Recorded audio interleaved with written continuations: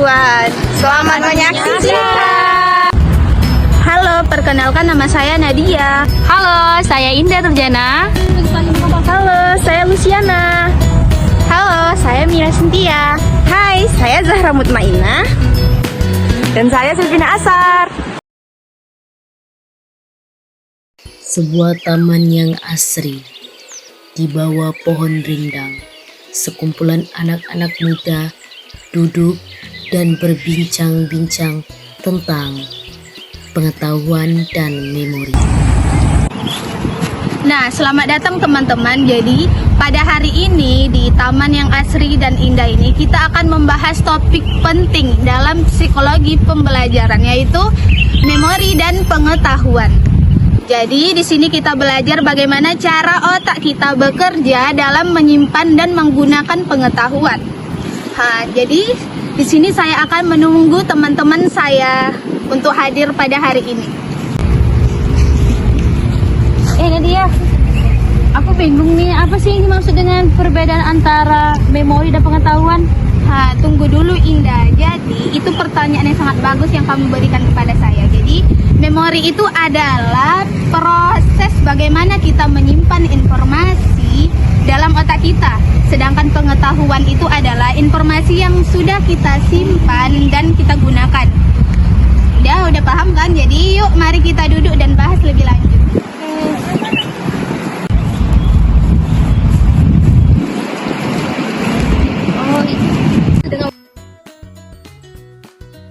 Dengan memori ya? Jadi memori itu adalah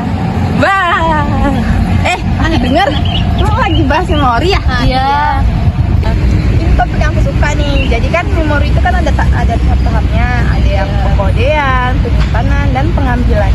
Ketika kita belajar sesuatu, otak kita ini akan mengkode bagaimana informasi itu agar bisa disimpan di memori jangka pendek. Lalu, gimana ya cara kita biar bisa memori tersebut masuk ke dalam memori jangka panjang? Oh, berarti itu kita harus mengulangnya terus-menerus kan? Betul sekali. Betul kan? Berarti kita Jadi proses kita ini bisa dibilang sebagai rehearsal atau pengulangan. Semakin kita mengulang informasi, semakin besar kemungkinan informasi tersebut disimpan dalam memori jangka panjang. Nah, selain itu ada juga nih memori episodik yang menyimpan kenang-kenangan pribadi kita. Misalnya kenangan kita ini lagi belajar ini, belajar di taman ini.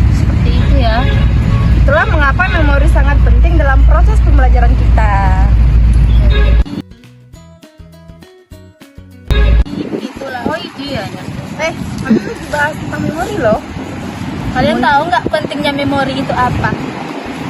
Jadi kita sudah mempelajari matematika. Nah, kita kan belajar rumus-rumusnya tuh. Jadi rumus itu bisa kita ingat kembali untuk memecahkan masalah-masalah pelajaran tersebut gitu. Betul, Silvina.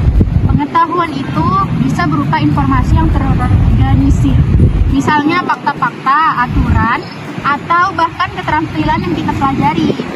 Kita juga punya pengetahuan deklaratif, yaitu pengetahuan tentang fakta, dan pengetahuan prosedural, yaitu pengetahuan tentang cara kita melakukan sesuatu, seperti cara bersepeda atau cara membuat nasi goreng. Oh, jadi kan berarti belajar itu bukan hanya kita untuk mengingat, tapi kita untuk menggunakan pengetahuan kita juga gitu ya. Nah, iya betul sekali paham banget kan sih, paham. Aku baru belajar tentang memori pengetahuan nih, tapi ada yang aneh di otak aku. Apa sih yang terjadi sih Lucy? Duduk dulu. Tadi aku mengingat semua, tiba-tiba aku lupa. Lupa kenapa? Menggulung tikar. Kok bisa sih ya? Itu bisa kalau terjadi. Kadang kita ini kalau kita tidak mengulang-ulang, bisa memori kita itu bisa lupa. Apalagi kita tidak kuat disimpan di memori. Jadi suatu informasi itu bisa hilang lupa kalau kita terlalu banyak belajar hal baru atau kita lupa mereviewnya.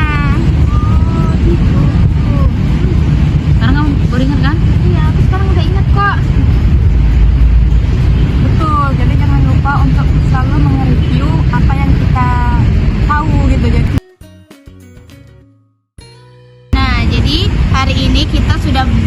belajar tentang bagaimana memori membantu kita menyimpan informasi dan bagaimana pengetahuan yang kita miliki berguna untuk kehidupan sehari-hari. Jadi teman-teman ingat ya, memori itu bisa dilatih dengan pengulangan dan pengetahuan kita akan semakin bermanfaat jika kita selalu menggunakannya. Jadi sekarang aku tahu nih bahwa memori itu dan pengetahuan itu sangat paling berkaitan ya. Tanpa memori yang baik, kita tidak akan bisa mengembangkan pengetahuan kita. Dan tanpa memori pengetahuan kita seperti rak kosong ya. Iya. Jadi, mari kita terus belajar tentang memori dan pengetahuan